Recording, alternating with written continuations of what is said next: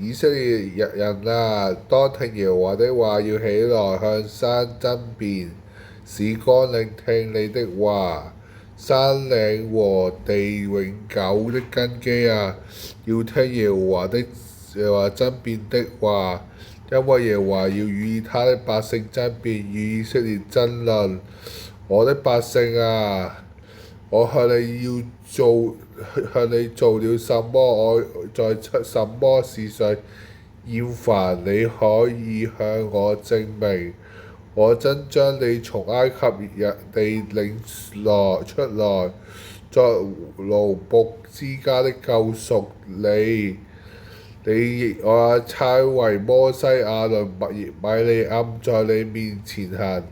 我的百姓啊，你們當察念摩押王巴勒所設的謀，和比爾的兒子巴蘭回答他的話，卻你們從什亭到得甲遇見的事，好使你們知道耶和華的公義作為。我朝見耶和華，在高神面前跪拜，當獻上什麼呢？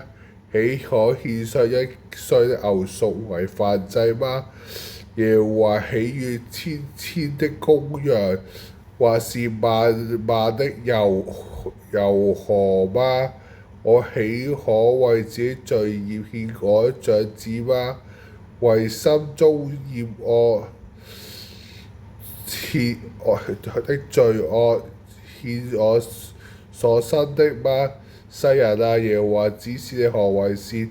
他向你所要的是什麼呢？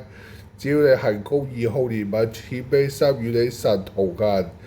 耶和華向這城呼叫，智慧人必敬畏他的名。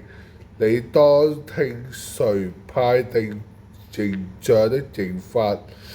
惡人的家中不乃有非義之財和可愛的小升斗嗎？我豈用不公義的天平和詭詐法碼豈可算為清潔呢？城裏富戶滿行強暴，其中的居民也說謊言，口中的舌頭是詭詐的。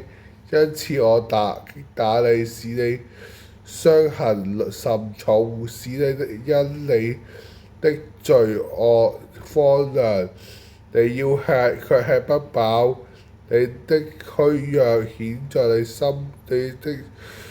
在你中間，你必拿去，卻不得救護。所救護的，我必不交給刀劍。